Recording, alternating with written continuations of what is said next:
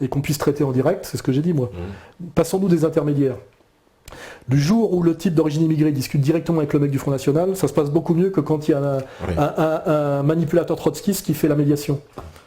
Est-ce qu'en France, on peut dire que, allez, chacun a fait un peu un pas. Alors bon, je vais dire, voilà, les gens, je me prends en exemple, mais il y en a des millions comme moi, c'est-à-dire venus, on va dire, aller de banlieue, le concept gauche-immigration, qui aujourd'hui peut aller parler justement à des gens du Front National, oui, ça s'est fait. Ce qui était impossible il y a 15 ans. Je peux dire que j'ai quand même fait le boulot, ça fait 10 ans que je me tape des réunions publiques avec un tiers d'anciens gauchistes, un tiers de gens issus des quartiers et un tiers de mecs du front. Et je le dis, j'ai fait ce genre de réunions j'y suis allé au Val-Fouré le faire, puis parfois avec juste ma bite et mon couteau. Ouais, je sais, tu vas dans les quartiers. Parce que de toute façon, je vais pas venir avec 15 mecs. Quand tu vas face à 400 mecs dans une cité, le mieux c'est de venir tout seul. Si tu viens avec 15 mecs, etc., pour faire le gros dur, c'est le meilleur moyen de te faire mettre à l'amende. Donc à des moments, je me disais, j'y vais tout seul. Parce que de toute façon, soit j'y vais pas, soit j'y vais. Et quand j'y allais, je remarquais, c'est que Malek Bouti, lui, se faisait porter pâle. J'ai eu des réunions publiques où on invitait moi et Malek Bouti, lui, il venait pas, parce qu'il savait qu'il risquait de se faire jeter des pierres. Moi, j'y allais. J'avais la manipulation de l'extrême gauche trotskiste qui essayait de me faire passer pour un facho pour que les mecs me pètent la gueule. J'arrivais à m'en sortir par ma discussion, et en général, c'était les manipulateurs trotskistes qui se barraient vite fait avant de se faire péter la gueule, parce que tout le monde avait compris que c'était des manipulateurs et des salopards. Et à la fin, ça passait pas trop mal. Voilà, discussion honnête, frontale, voilà. Et j'ai constaté, moi, dans toutes ces réunions publiques que je fais depuis 10 ans, j'ai jamais eu une bagarre. Jamais. C'est pas évident, hein. Quand tu fais venir des gens comme ça, etc., avec des manipulateurs, des trucs, des gens un peu excités, des gens un peu désespérés aussi, il y a de tout, ça pourrait partir en cacahuète. Alors c'est ça qui me donne de l'espoir, c'est que ça se passe toujours bien. Les types du Front National disent « Ouais, mais enfin, si tous les mecs de quartier étaient comme toi, il n'y aurait pas de problème. » Puis les mecs vont se dire « Ah bah, si tous les mecs du Front National étaient comme toi, il n'y aurait pas de problème. » Et en fait, je dis « Bah, finalement, il est où le problème ?» Les médias, les manipulateurs politiques, le mensonge.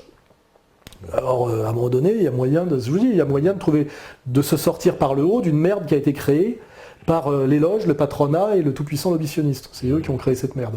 Bouygues, le Grand Orient et le lobbysionniste. C'est clair, c'est vérifiable historiquement. Ils ont organisé l'immigration et la non-intégration des immigrés. Ça a été leur jeu systématique depuis les années 70. Depuis que De Gaulle a plus contrôlé la situation. De Gaulle faisait très attention à tout ça. Une fois que De Gaulle a été viré, par qui tu sais, aussi pareil, tout est parti en sucette.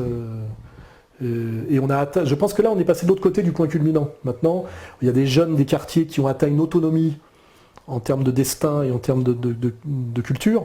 Ils vont chercher du Soral s'ils veulent, mais ils vont chercher autre chose. Et moi, c'est ce que je leur dis. Je leur dis, soyez autonomes.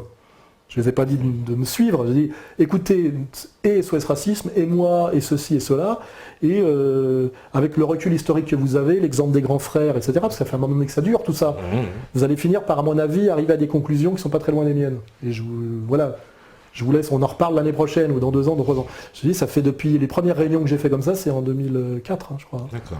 Donc pour les gens qui veulent qui se demandent où est ma légitimité, c'est aussi 10 ans de terrain, là, sur cette question-là, tu vois. Rappelons-nous l'affaire Dieudonné. Ouais, c'est 2003. C'est 2003-2004, on est en 2014 quand même. Et j'étais en première ligne dès le départ. Voilà. C'est ça aussi. Je veux dire, à des moments, quand je dis ouais, Soral, pourquoi il parle parce qu'il est sur le terrain et qu'il agit. Je veux dire, c'est tout. C'est ce que ceux qui veulent faire mieux et plus, quand il y a du danger, passe devant. Alors ça, ouais. Alors justement, en plus, j'ai envie de dire, justement, ce succès politique, tu vois, dans ta démarche, c'est aussi des fois ce que reprochent certains de tes adversaires qui disent oui, mais c'est pour engrainer, on va dire, toute cette jeunesse dans le vote Front National et c'est l'espèce de rabatteur, voilà, comme ça qu'ils vont tenir. Et ce qui fait, Soral, il fait le rabatteur. C'est évident que par mon action, mon activité, certains jeunes issus des quartiers et certains Français de confession musulmane, etc., ont dû se mettre à voter Front National. C'est certain. Je n'aurais jamais dit de le faire, et je leur ai jamais dit d'ailleurs que c'était du sûr. J'espère que Marine, à un moment donné, on le voit par certaines déclarations, Philippot, etc., aura le respect de ces gens-là. Il y a toujours un risque dans un choix politique. Ce que j'ai toujours dit, moi, c'est que ce que je leur demandais politiquement, c'est d'arrêter de voter PS. J'ai dit à la limite, moi, le message que je disais, c'est à la limite, si je suis honnête avec vous et que je ne veux pas vous faire prendre de risques, etc., parce que je ne peux rien vous garantir en réalité. Marine Le Pen, c'est pas moi, et je suis même pas au front. Mais arrêtez de voter PS. déjà. Peut-être même ne votez plus. Mais arrêtez de voter systématiquement PS. Vous avez servi de harkis, de tirailleurs sénégalais au PS pendant des années qui vous ont baisé la gueule de A à Z tout le temps. Et il n'y a pas plus sioniste que le Parti Socialiste. Genre, sur le critère du sionisme, je crois qu'il n'y a rien au-dessus. Enfin si, il y a l'UMP, Copé et Sarkozy qui est entièrement sioniste, mais il y a encore quelque chose d'autre que des sionistes dedans, 2-3 bourgeois catholiques, Fillon. Alors qu'au Parti Socialiste, il n'y a plus que des sionistes. Tous les cadres le sont. Tu vois. Et c'est ça qui me... Voilà, c'est ça que je dis. Si vous me posez la question, qu'est-ce que vous devez voter, j'ai cessé de voter Parti Socialiste. Qui veut peut-être dire ne votez plus du tout. À la limite, je m'en fous que vous votiez pas Front National. Même moi, j'ai pas voté Front National la dernière fois, j'ai pas voté. Je vous dis pourquoi, parce que dans la région où je suis, le candidat c'était Alliot. Je n'allais pas voter Alliot. Donc je suis pas allé voter, puis c'est tout. En plus j'étais à Paris, il fallait aller à Bayonne. J'ai jamais été un gros voteur, je suis pas démocrate, je vous le dis tout de suite. J'aime pas trop le pouvoir qui se prend par les urnes. Je suis plus pour le coup d'État et tout ça. D'accord. Mais t'es proche des idées de Chouard d'ailleurs aussi, démocratie. À la limite, dans un premier temps, on prend le pouvoir par la force, puis après on fait le tirage au sort. Parce que le tirage au sort, c'est pas les autres qui vont nous l'offrir. Donc pour pouvoir faire le tirage au sort, il faut d'abord faire une dictature. C'est vrai. Il faut d'abord faire un coup d'État. Il n'y a qu'un despote, ce qu'on appelle un despote éclairé, qui peut imposer le tirage au sort. C'est le paradoxe que Chouard n'arrive pas à réaliser parce qu'il est trop gentil, c'est que jamais aucun acteur politique, par le jeu démocratique ou dans cette logique-là, n'amènera le tirage au sort par définition. Valls ne fait pas tout ce qu'il fait pour offrir le pouvoir à une ménagère, tirée au hasard. Toutes ces soumissions, ces mensonges, ces trahisons, ces allégeances, c'est des mecs qui ont soif de pouvoir. Les politiques sont des gens qui ont soif de pouvoir. Mais on peut imaginer un type qui prend le pouvoir à un moment donné, qui pour faire œuvre populaire et patriotique, parce que c'est un despote éclairé, c'est une catégorie très importante dans l'histoire, le despote éclairé. C'est l'histoire du gaullisme, c'est l'histoire du bonapartisme, c'est tout ça. C'est celui qui prend le pouvoir par la force, mais qui, par sa politique, défend l'intérêt supérieur du peuple. C'est souvent, pour défendre l'intérêt supérieur du peuple, il faut bien autre chose que la démocratie. Il faut souvent un type qui prend le pouvoir de façon autoritaire. Chavez, c'est l'exemple parfait. C'est un militaire nationaliste et socialiste. Il est national-socialiste, il n'y a aucun doute pour moi, mais ça n'a rien à voir avec le national-socialisme allemand. On n'est pas obligé d'être national-socialiste allemand. Et il a un pouvoir autoritaire, sinon il aurait été chassé du pouvoir, il est militaire, etc. Il monte des milices, faut voir comment c'est fait, milices populaires, etc. Mais son engagement, c'est la défense de l'intérêt supérieur du peuple. Donc pour moi, quand les ennemis disent c'est un dictateur, non, c'est un despote éclairé. C'est une très belle catégorie de despote éclairé, si on étudie l'histoire longue. C'est pratiquement eux qui ont fait tous les trucs bien. Par la démocratie, il n'est jamais rien arrivé de bien, je crois. Voilà. Donc à la limite, il faudrait qu'il y ait un despote éclairé qui prenne le pouvoir par la force, et après disent maintenant, pour qu'on ait un âge d'or et une vraie défense du peuple, je vais imposer, moi, puisque j'ai pris le contrôle de l'appareil d'État, de l'armée et de l'économie, je vais imposer le tirage au sort. C'est comme ça que ça pourrait se passer. C'est ça que je réponds à Chouard. Oui, parce qu'on lui demande souvent, Chouard, comment arriver à ce résultat là-bas. Il n'a pas la réponse. Il faudrait que les gens soient plus gentils, c'est ça. Tous gentils comme lui. Si tous les gens étaient sympas comme Chouard, qui est le mec sans doute le plus gentil et le plus honnête que j'ai rencontré avec Marion Sigaud, c'est un mec qui est tellement gentil qu'il ne comprend pas qu'il y a des gens qui le sont beaucoup moins. Et qu'en politique, c'est plutôt un monde de méchants. Voilà. Et que voilà, donc il n'y aura pas le tirage au sort, n'arrivera pas comme ça, comme par une opération du Saint-Esprit. C'est-à-dire qu'il faudra d'abord que je prenne moi le pouvoir pour qu'après il y ait le tirage au sort. Là, tu vas encore susciter des interrogations. Alors, on me demande, c'est vrai, oui, Alain a-t-il des nouvelles de Boulefcade, toujours à faire le planton? C'est Rénuit qui nous demande ça. C'est vrai que Alors Boulefcade, c'est chiant, c'est déjà à un moment donné, on m'appelle, on me dit il faut aider un type qui est tout seul et qui souffre, qui rame, etc. Je regarde qui c'est, je vois que le combat a l'air légitime et le mec et donc je dis je vais l'aider parce que j'ai une petite notoriété, etc. Donc je vais l'aider. Ce que j'ai fait pour Boulefcade, c'est d'abord Jovanovic qui l'a aidé. Après, la fille de Boulefcade m'a appelé, je crois, elle m'a dit est-ce que vous pouvez l'aider? Il est au bord du suicide, etc. J'y suis allé, donc ça consistait à aller le voir devant sa banque, faire une photo avec lui, le mettre sur Internet. Après, je l'ai fait nommer à la cérémonie des quenelles, donc pour lui donner une notoriété, pour qu'il puisse continuer son combat. Et puis à un moment donné, ça a basculé, il s'est dit tiens, Soral, je le tiens. Donc il n'arrêtait pas de m'appeler pour me demander de l'argent. Ma carte bleue est en panne, machin, faut que je paye l'hôtel, donc là, à un moment donné, je suis pas une vache à lait. Et puis, j'ai besoin de tes militants, et puis après, je le présente à Farida Belgoul, elle essaie de monter un truc avec lui, Il se comporte très très mal, il fait n'importe quoi, il se rend compte qu'il triche, il ment, etc. Et puis à un moment donné, quand il veut faire son Tour de France, je dis bon, on va relayer son Tour de France à minima, donc je mets sur le site qu'il fait son Tour de France, et il veut que Égalité Réconciliation se mette à son service dans chaque ville. J'ai dit attendez, Égalité Réconciliation peut défendre le combat de Boulevcade comme beaucoup d'autres combats, moi, je ne vais pas mettre mon organisation à ton service. Et là, il se met à m'insulter, à me rentrer dans la gueule, à se faire manipuler par des gauchistes, à mon avis, à se faire retourner. Je sais qu'il a été convoqué par les flics. Il y a eu des trucs bizarres, à mon avis, il a été retourné. Et il se met à m'attaquer, à m'insulter, etc. Donc là, je dis, écoute, je coupe les ponts avec toi, et je dis à mes gars, aux dessections locales d'Égalité et Réconciliation, qui est une organisation, on ne s'intéresse plus à ce mec-là. Et du jour où on a cessé de le relayer, de s'y intéresser et de les soutenir, il est où maintenant ? Il a disparu. C'est un mec qui m'a déclaré la guerre très injustement et très malhonnêtement, que j'avais aidé, et puis j'ai cessé de l'aider. Et puis évidemment, quand ER cesse d'aider un mec comme ça, les gens qui l'ont pris en main contre moi, parce qu'à un moment donné, il a vraiment été pris en main pour me faire chier, l'ont lâché aussi. Et j'ai déjà connu ça avec d'autres. Ça, c'est malheureusement...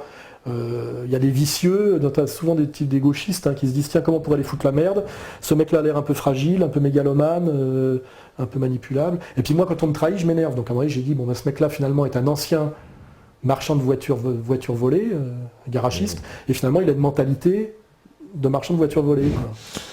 Et c'est d'ailleurs ce qui m'a été rapporté par les gens de son patelin, et c'est allé tellement loin qu'à la fin les gens m'ont envoyé effectivement la photo de sa maison. Ah oui, la photo, oui. Et j'ai découvert qu'il avait une baraque magnifique avec jardin parfaitement entretenu, alors que je croyais qu'il dormait pratiquement, que si je lui filais pas d'oseille, il dormait dans la rue. Vous voyez, il mentait, tapait du pognon à tout le monde.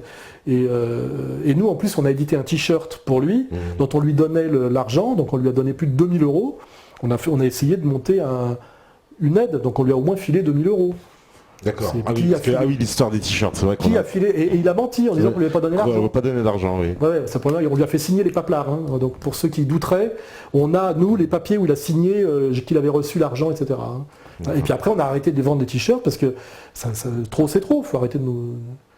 Le mec, Et en fait, on s'est rendu compte que le mec mentait beaucoup, était assez malhonnête finalement, et menteur malhonnête, et pris en main par des salopards pour m'emmerder.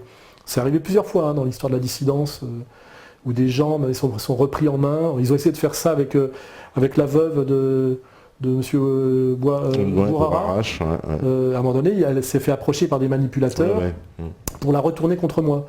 Alors que nous avons fait une collecte pour elle, et nous lui avons remis 10 000 €. Qui a donné 10 000 € d'autres que nous, à madame, et nous l'avons présenté à un cabinet d'avocats, qui a accepté de la défendre gratuitement. Donc personne n'a fait pour elle plus que moi. Et à un moment donné, ils ont quand même essayé de la manipuler contre moi. Bon, depuis, elle m'a envoyé un mot en me disant « Je suis désolé, j'ai été manipulé par une ordure dont je ne citerai même pas le nom, mais qui est un voleur, un indicateur de police, une petite ordure, que j'avais crevé parce qu'en plus, sous pseudo, il draguait sur Badou. En plus, il était gay. Il se présentait comme musulman de combat, mais en plus il draguait en tant qu'homosexuel sur Badou. Il travaillait pour les flics et il avait un certain nombre de casseroles qui consistaient à se mettre en ménage avec des femmes issues de l'immigration binationale et de leur vider leur compte en banque. Je vais même pas dire son nom à cette ordure. Mais Madame Boulevcade, pas Boulevcade, Madame Bourarache a des témoignages sur lui. Elle s'est même proposé de me les donner pour que je l'attaque et que je le médiatise, mais je veux même pas le médiatiser et l'attaquer. C'est une merde et qui reste. Je veux même plus citer son nom parce qu'il a échoué dans toutes ses manipulations. Mais par contre, c'était bien un indicateur de police et une ordure. Et ça, malheureusement, dans la dissidence, il y a des gens fragiles, il y a des gens manipulables, et très souvent pour m'attaquer, on est allé manipuler des gens qui avaient un lien avec moi pour les retourner contre moi. Et c'est vrai que ça fait mal. Les gens comprennent pas pourquoi je m'énerve des fois, parce que ça fait très mal d'un point de vue humain et moral de se faire cracher à la gueule par des gens que vous avez aidés honnêtement et que vous êtes le seul à avoir aidé et qui vous doivent beaucoup en réalité. Je pense que Boulevcade doit s'en rendre compte aujourd'hui, parce que là tu me poses la question, qu'est-ce qu'il est devenu dès lors qu'il n'y a plus Égalité et Réconciliation derrière lui pour le sécuriser, l'accompagner, etc. et lui donner des sous, et ben les gens qui l'ont manipulé contre moi l'ont lâché en race campagne aussi. Parce que c'est ça le problème, c'est que ces manipulateurs-là, dès que vous avez fait le tapin et que vous avez fait le sale boulot, ils vous larguent et vous vous retrouvez tout seul. Alors il y a l'affaire aussi Amen Mouelek. Qu'est-ce qui se... Là, je ne veux même pas en parler, je demanderai à Dieudonné. C'est au-delà de tout, là. Hein. Ouais, parce que bon, il s'est quand même fait sa promo un peu sur toi, non, enfin, en faisant des vidéos sur toi. Bon, moi, il me conspue aussi, hein, je te rassure, je suis... c'est bon signe, quand Ahmed Mollek te crache à la gueule, ça veut dire que t'es dans le monde, t'es dans le vrai, dans le juste. Ça, faut plus te demander à Dieudonné. C'était un mec de l'entourage de Dieudonné, qui a cru peut-être, comme beaucoup de gens, qu'en étant dans l'entourage de Dieudonné, il allait bénéficier de l'aura de Dieudonné et de sa manne économique. Et puis à un moment donné, quand vous êtes dans l'entourage de Dieudonné comme dans l'entourage de Soral, si vous faites rien d'autre que d'être dans l'entourage, vous êtes diabolisé. Et donc à la fin, vous êtes juste un mec cramé, quoi. Et si vous n'êtes pas capable de faire quelque chose, de produire quelque chose par vous-même, ou de servir à quelque chose, d'avoir un savoir-faire quelque chose, au bout d'un moment, vous avez bénéficié de la médiation de Dieudonné, puis vous avez tous les effets pervers. Et puis à un moment donné, le mec se dit merde, finalement, j'ai pas touché un rond. Bon, j'en sais rien, c'est pas moi qui dis, mais à la limite, pourquoi t'aurais touché un rond? T'as rien fait, tu sais rien faire, en gros. Et donc il se dit, qu'est-ce que je peux vendre maintenant, parce que je ne veux pas travailler, je voudrais monétiser ma notoriété dans la dissidence, d'un des apôtres de Dieudonné, et qu'est-ce qu'il fait à la fin? La trahison. Il vend finalement sa trahison. Parce qu'il faut qu'il vende quelque chose. Et même quand il va voir JSS, comment on peut c'est énorme. Les mecs qui font des listes de mecs à tabasser, lui il va les voir. Ouais. Non mais je ne conçois même pas comment moralement on peut arriver à un tel niveau de déchéance. À mon avis, il y a une dimension psychiatrique. Il faut vraiment que le mec soit tombé dans une dépression très très grave, on va l'excuser comme ça, pour devenir pratiquement fou, pour devenir une telle salope. Et en plus de se mettre en danger, parce que quand on fait ça, les sionistes ne se mettent pas à vous aimer, et puis vous mettez à dos toute la dissidence, tous les dieudonistes, soraliens, etc. Donc je ne sais pas comment il marche dans la rue, hein. Il doit sortir la nuit et raser les murs, hein, parce que j'aimerais pas être dans sa peau et à sa place. Hein. On se souvient comment Judas a terminé. Hein. Ouais, parce qu'il a donné une interview à Canal+ aussi, on m'a dit que ça va passer bientôt. Oui, parce qu'il voulait exister à tout prix. Le problème, ce que les gens ne comprennent pas, c'est que Dieudonné existe parce qu'il a un énorme talent, une énorme capacité de travail. Et moi j'existe non pas parce que je suis dans l'entourage de Dieudonné, ce qui n'est pas vrai, mais c'est parce que je suis écrivain, je produis égalité, réconciliation, machin, les vidéos du mois, et que c'est un travail. Et que si on ne travaille pas et qu'on ne produit rien de qualité, ça ne va pas tomber automatiquement parce qu'on a la carte du club. Hein, parce que je suis dissident, et hop, il y en a qui croient ça. Parce qu'ils voient que Dieudonné ça fonctionne, que Soral ça fonctionne, donc c'est vrai qu'on dégénère de l'économie, etc. Mais c'est un travail énorme. Et puis, excuse-moi, un peu de talent, du travail et du talent. Et à un moment donné, quand tu travailles pas et que tu n'as pas de talent, mais que tu veux passer à la caisse, déjà c'est que tu n'as pas de moralité, c'est que tu as un défaut en toi, tu n'as pas compris que tu ne mérites. Il n'y a aucune raison que, tu vois. Et puis à un moment donné, le type bascule. Voilà. Et là, le Mollek, on était très étonnés qu'il bascule. Je le dis à l'antenne, parce qu'il faut le dire, c'est un type à qui on a filé de l'argent pendant longtemps, et puis pas Dieudo, moi. Nous, à ER, on l'a financé. On lui a filé un ordinateur, un scooter, et on l'a beaucoup aidé. On a même trouvé un stage pour son fils, nous, dans la boulangerie. Donc on l'a vraiment aidé, parce qu'à l'époque, il faisait La banlieue s'exprime, et donc on voulait l'aider à développer ce truc qui s'appelait La banlieue s'exprime. Donc on l'aidait, par tous les moyens. On le soutenait. Voilà. Quand on allait au restaurant, je payais pour lui, parce que je sais qu'il n'avait pas d'argent. Et puis il s'est retourné comme ça, d'un coup, il s'est passé quoi? Par amour déçu pour Dieudonné. C'est tout. Voilà, je dis, ça sera Dieudonné de raconter la psychanalyse du truc, mais il était dans l'entourage de Dieudonné, très proche. Et puis à un moment donné, il est parti, il s'est retrouvé tout seul, il a vu que personne ne lui courait après. Il n'a plus rien été du jour au lendemain qu'un type complètement cramé, puisqu'il était diabolisé. Il a ruminé, à produire une espèce de discours de haine et de ressentiment, comme une maîtresse, tu sais, une ancienne maîtresse qui écrit un bouquin, tu sais, la femme divorcée qui écrit que son ancien mari était une merde, une ordure, un enculé, mais elle l'a sucé pendant 20 ans. C'est un peu ça, moi, qui me gêne dans ce genre d'histoire. Et alors, il a commencé par s'en prendre à moi, si tu regardes bien historiquement, parce qu'il n'osait pas s'en prendre à Dieudonné directement. Et moi, j'ai tout de suite vu qu'il s'en prenait à moi parce qu'il n'avait pas le courage de s'en prendre à Dieudonné. Et puis après, il s'en est finalement pris à Dieudonné aussi, en traitant de nègre, enfin, un truc délirant, quoi. Et il allait jusqu'à se tapiner pour les sionistes les plus durs, hein, pas... JSS News, c'est pas rien, hein. C'est des tabasseurs, hein. C'est ceux qui ont balancé la liste des mecs qui allaient passer à tabac. Hein. C'est presque qu'il est passé de l'autre côté, quoi. Enfin, plus que de l'autre côté, parce que de l'autre côté, c'est les ennemis. Oui. Non, j'ai plus de respect pour le mec de JSS News, pratiquement, qui est un ennemi, que pour un traître. Le traître, c'est ce qu'il y a de pire. Hein. Mais bon, voilà, je veux dire, excuse-moi, mais c'est... j'aimerais pas être à sa place. Tu vois ce que je veux dire? Il y a une justice immanente. Hein. Ça ne va pas être drôle tous les jours pour lui. Il n'a pas aucun avenir. Il n'a aucun avenir, ce mec-là. Il ne sait rien faire, il est prétentieux, paresseux, prétentieux, sans talent, haineux à un point psychiatrique. Et voilà, je veux dire qu'il porte sa croix maintenant jusqu'au bout. Hein, voilà. Alors, parce que bon, il aura peut-être une petite interview à Canal+, mais c'est tout. Tout ça, c'est le petit moment de, tu sais, le petit moment télé, quoi. Et puis après, il sera juste le mec qui a trahi, puis c'est tout, quoi. Pas trop d'avenir pour Ahmed. Enfin, nous on l'avait invité, mais il a refusé. Alors, comme quoi, vous voyez, Alain Soral, il a accepté, Ahmed Moallec, il a refusé. Non, ouais, moi, j'ai regardé sa première vidéo parce que j'étais étonné. Parce que c'est un ancien compagnon de combat, tu vois. Oui. Et puis vraiment, on a vécu des choses fortes, hein, la liste antisioniste, machin. Au début, vous étiez un peu une petite équipe. Oui, on était les gens qui sommes partis dans l'aventure de la liste antisioniste. Oui. C'était du danger, du travail, de la souffrance, du combat. Donc on était des frères de combat. Donc normalement, une fois qu'il y a eu cette fraternité-là, tu te dis, il y a plus de... C'est pour la vie, tu vois. Même si on se perd de vue, etc. Tu vois. Et quand c'est arrivé, ce truc-là, je me suis dit... que s'est-il passé? Je te dis, j'ai... Alors, il y a l'affaire des millions, mais c'est quoi cette affaire? Parce que ça, c'est un mensonge. Parce qu'il dit ça... C'est très bien que c'est un mensonge. Je suis un peu comme Krasuki, moi, j'ai beaucoup de mal avec les chiffres, les anciens francs, les nouveaux francs, les euros. Donc souvent, je fourche. Et en fait, un jour, dans une interview, dans une vidéo, je dis, en gros, la politique, c'est de l'argent, et il faudrait qu'on n'aurait pas pu faire la liste antisioniste. C'est une seule liste, c'est pas 7.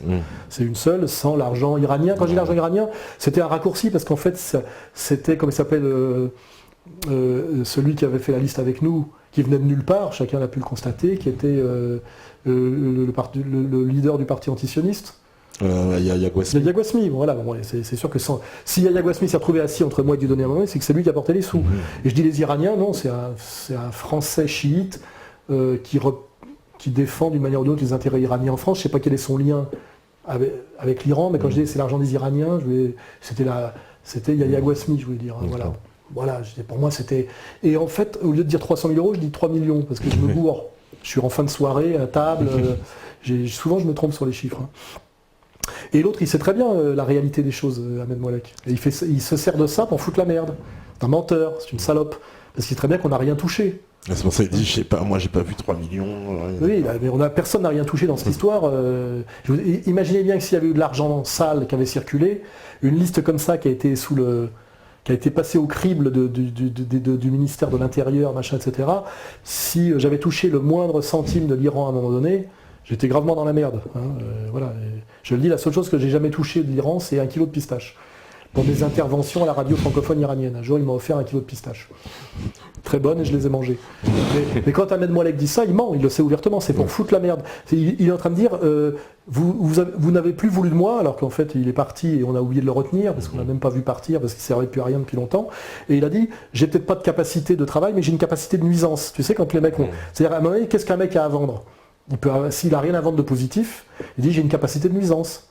Je peux balancer des mensonges ou des demi-mensonges crédibles parce que j'ai été dans... D'ailleurs, il a commencé comme ça, il a dit « Si je voulais parler, si je voulais me mettre à parler, je pourrais dire des trucs. » En fait, il n'avait rien à dire, hein, réellement. Parce qu'à la fin, pour ceux qui connaissent la Main d'Or, il vendait les t-shirts à la Main d'Or. Il n'était pas dans le premier cercle en réalité, parce que, pour des raisons que je ne dirais pas, parce que ça a Dieu donné de les dire, il avait été mis un peu sur la touche. Je dirais pas que c'est parce qu'il tapait dans la caisse, c'est parce qu'il essayait de baiser la femme du patron. Je ne le dirais pas. Mais ça légitime aussi qu'il était évincé.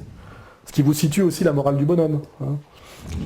Bon bah d'accord. Il y a un autre associé juste. Je veux dire, une salope, c'est une salope. Ouais, hein. Je veux dire, une ordure, c'est une ordure, un traître, c'est un traître. Et en général, quand tu es un traître et une salope, tu as la psychologie du traître et de la salope.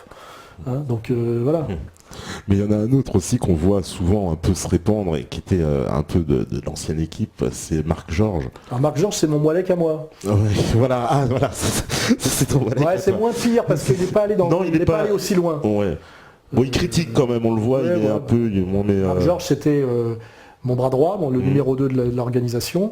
Il a cru à un moment donné qu'il pouvait me piquer la place et me remplacer et me putcher. Voilà. Parce qu'il estimait que à un moment donné, que c'est lui qui avait la meilleure vision politique et qu'il était plus compétent que moi, plus intelligent que moi. Enfin, il a fait un peu ce qu'a voulu faire à un moment donné Maigret à Le Pen. Oui, d'accord. Il a perdu conscience de ce qu'il était. Et moi, quand j'ai vu qu'il voulait me putcher, j'ai été renseigné par des gens qu'il avait approchés pour dire on va virer Soral et je vais devenir si tu marches avec moi, tu seras numéro 2. Il a proposé ça à plusieurs types. Et donc, comme je je suis pas juste masochiste, etc. Je l'ai viré avant, quoi. Pour trahison, puis c'est tout. Et en plus, pour d'autres raisons, qu'il n'était pas bon. Il était très tchatch, mais il bosse pas. Hein. Voilà, d'ailleurs, depuis qu'il est plus là, ça marche du feu de Dieu. Hein. Avant, ça bricolait. Hein. Le décollage de ER, c'est le moment où j'ai restructuré et que j'ai viré ce mec-là. Ça s'est mis à fonctionner vraiment. Parce qu'il a pris sa place un type qui s'appelle Julien, qui lui est une fusée à côté, quoi, qui fait ce que l'autre n'a jamais voulu ou pu faire. Quoi, tu vois. Et donc, voilà, donc, comme je l'ai viré, je lui ai dit, bon, on se sépare, c'est ER, c'est moi, tu pars. À la limite, il pouvait partir comme ça, mais il a voulu, pareil, il m'a montré sa capacité de nuisance. Donc, il a inventé des salades, des saloperies sur moi. Et alors, lui, pareil, il a inventé des mensonges à tout va. Et puis, petit à petit, ces mensonges qu'il a proférés se sont retournés contre lui parce que les gens ont vu que finalement je continuais sur la même ligne, que j'avais renoncé à rien, que je m'étais couché sur aucun sujet. Et puis finalement, sa sphère d'influence a rétréci. Puis aujourd'hui, je pense qu'il est encore un peu sur Facebook. Voilà. On les entend plus trop. Mais... Oui, mais je veux dire, voilà, c'est la vie. Hein, et puis, mais bon, c'est comme ça. Hein, je veux dire, tous ceux qui essayeront de faire ce qu'on fait vivront malheureusement les mêmes choses. Même Jésus, tout Jésus qu'il était, a eu Judas. Hein, donc, si Jésus a eu Judas, je peux pas faire mieux que Jésus. Hein. Alors, avant la pause, on me dit juste une question. On me dit pourquoi ne relayiez-vous pas les propos d'Hassan Iqiyoussen et autres imams qualifiés d'imams de la République œuvrant pour l'islam de France de Nicolas Sarkozy? J'ai répondu déjà tout à l'heure. Non, sur Hassan Iqiyoussen. Oui, j'ai dit qu'on a failli faire plusieurs conférences ensemble et qu'il a annulé à chaque fois au dernier moment par peur. Ah bah voilà, mon Donc Hassan Iqiyoussen est trop trouillard pour que je relaye ces trucs. Parce qu'en réalité, il fait le dur, etc. Mais dès qu'il a un peu de pression, il se couche. Okay. Et je suis désolé, autant un Pierre Hillard dans un autre genre. Quand on l'invite au congrès de la dissidence, il vient, il accepte, il se tient bien. Iqiyoussen s'est déballonné chaque fois qu'on lui a mis la pression. Je le dis, je suis là pour dire la vérité. Moi. Et c'est pas arrivé une fois, on devait faire des conférences ensemble dans la région de Roubaix. Il a dit oui, et à chaque fois, il a annulé au dernier moment. Parce qu'il a des pressions politiques de la mairie, etc. Et donc voilà, il mérite pas que je le relaie, c'est un faux dur. Voilà. C'est tout. Vous avez la réponse. On va faire la deuxième pause si la régie, elle est prête. C'est parfait. On fait la deuxième pause et on revient juste après. À vous, la régie. Ça y est, on est à l'antenne. Ils nous ont prévenu un peu. Limite. En tout cas. On dure jusqu'à minuit là? Oui, jusqu'à minuit, oui. Ah bon, parce qu'après, leur carrosse se transforme en citrouille. Hein. Ah ouais, si tu pars avant, alors là, il y a. Non. Scandale, avalanche, mon Dieu. Là, Blasphème. Je vais balancer jusqu'au bout. Je vais faire des amis. Voilà, oui, tu t'es déjà fait pas mal d'amis. C'est vrai que ça, c'est un plaisir. Tu sais, faire le contraire de ce qu'on appelle le renvoi d'ascenseur, qui est la règle du monde du spectacle, du monde de ma sœur, tu sais. Je dis du bien de toi, tu dis du bien de moi, tu sais. On ne peut pas se saquer en réalité, mais c'est le renvoi d'ascenseur, ça s'appelle. Oui, parce que même ta sœur, je sais pas si c'est peut-être un peu intime d'en parler, mais si t'en avais déjà parlé, c'est vrai que c'est dur, comme on l'a vu dans c'est dur à vivre, quand elle te compare à Hitler alors que tu as déjà tout le lobby sur le dos. C'est pas rendre service, c'est sûr. Mais on n'en parlera pas. D'accord, pas de problème. Ça sera ma limite. Ce sera ta limite, il n'y a pas de problème. C'est familial, je gère.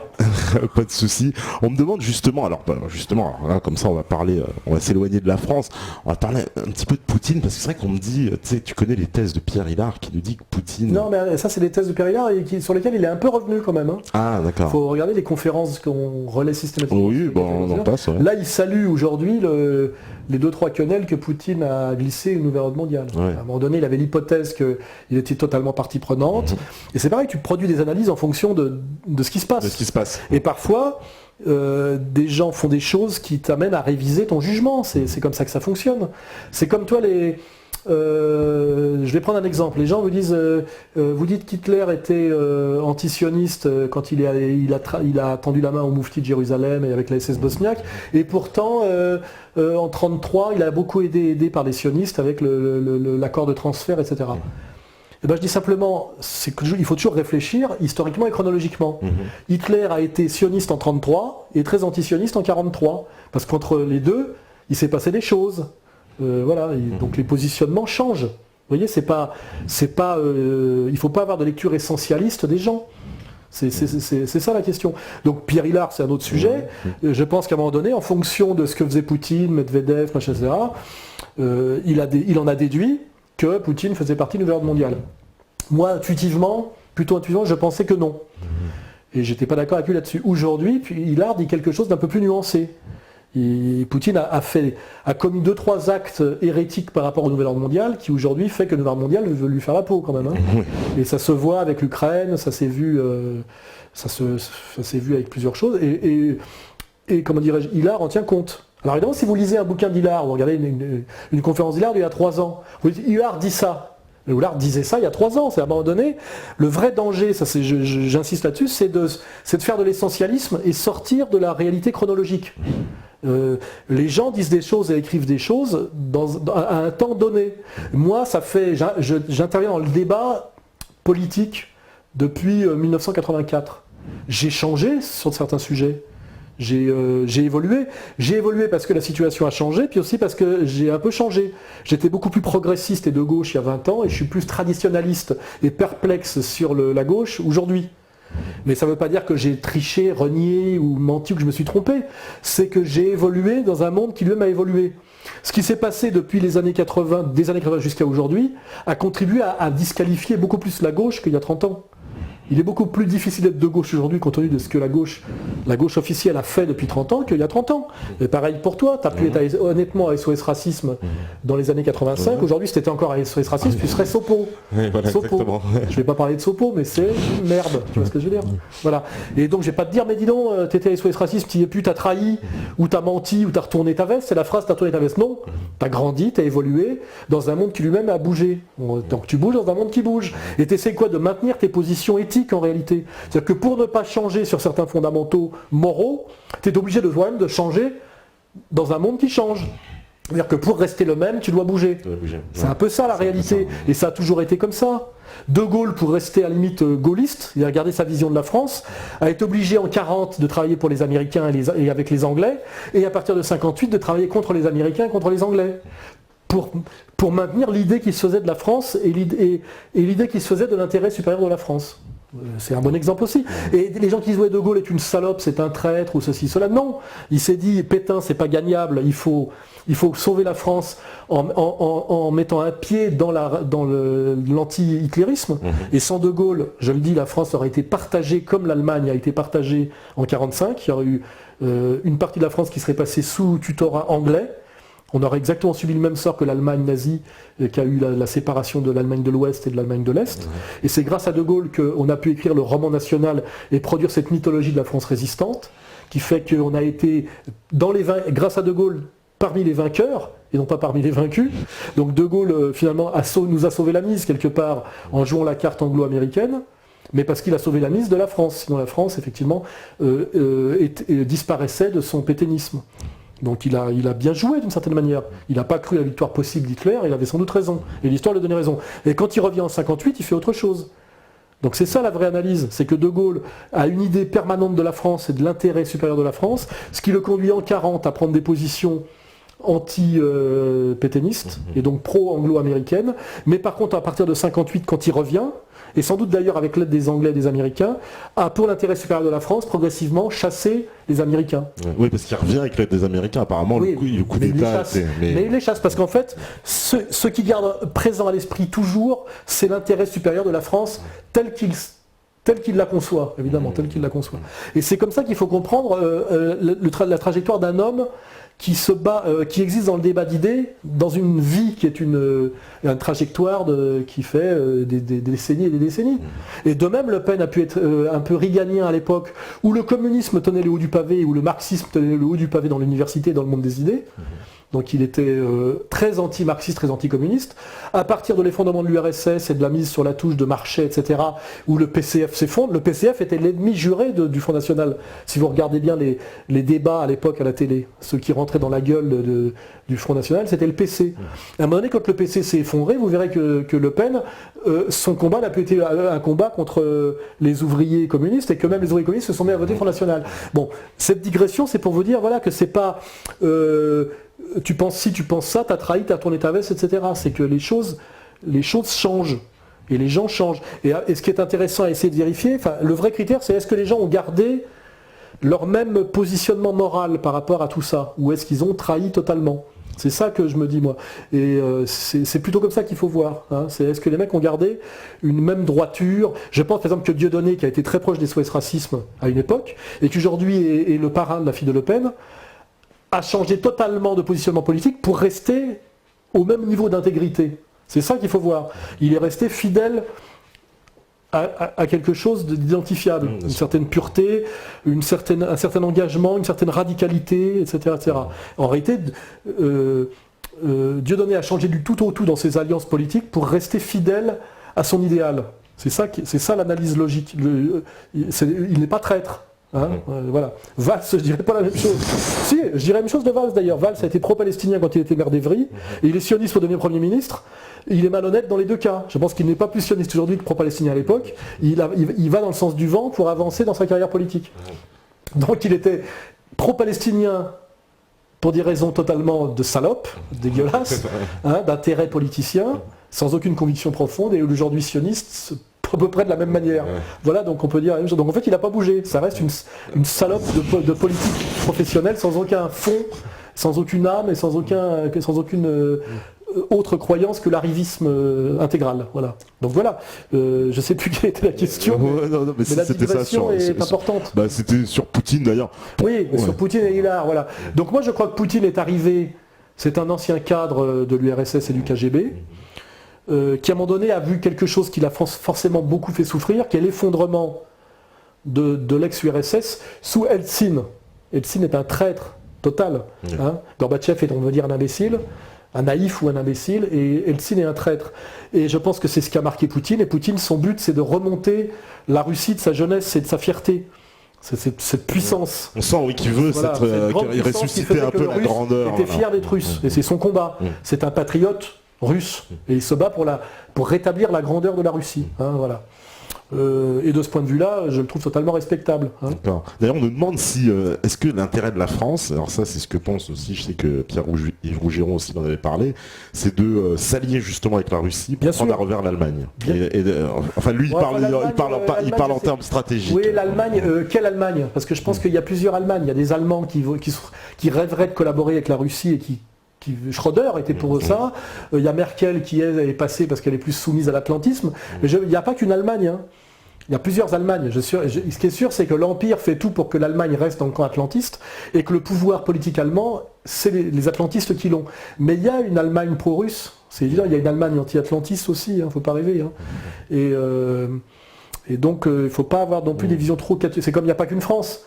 Il y a une France de la soumission totale à l'atlantisme et au sionisme, et puis il y a une France qui aimerait renaître sur une ligne soit néo-gaulliste, soit le péniste, qui n'est pas tout à fait la même. Hein. Donc il y a plusieurs France aussi. Hein. Voilà. Le problème, c'est qui est au pouvoir en ce moment? Quel est le clan qui a le pouvoir? C'est ça qu'il faut voir. Et voilà. Et moi, j'ai un grand respect pour Poutine, parce que d'abord, je pense que la résistance à l'Empire passe par Poutine, c'est évident. Oui. Et que le salut de la France passe aussi à un moment donné par Poutine. C'est-à-dire que si demain on veut se révolter contre le mondialisme, on pourra le faire si en France on atteint une certaine masse critique, mais quand on le fera, il faudra que Poutine empêche les Américains de nous botter le cul. Hein, exactement comme Poutine a empêché l'Empire de détruire la Syrie, l'Assad. Vous voyez, c'est un peu pareil. Donc on a besoin que Poutine soit Poutine pour mener un combat d'indépendance de la France. Et moi, quand j'ai des admirations pour des politiques, c'est toujours en pensant à ce qui est bon pour la France. C'est ça qu'il faut comprendre. C'est ce que j'expliquais un jour notamment à Golnisch, qui était très anti-soviétique. Et il était anti-soviétique parce qu'il était... il était sensible à la souffrance du peuple russe par rapport à une certaine dictature stalinienne. Mais moi, je dis en tant que Français, l'intérêt supérieur de la France, c'était qu'il y ait deux empires, l'empire soviétique et l'empire américain.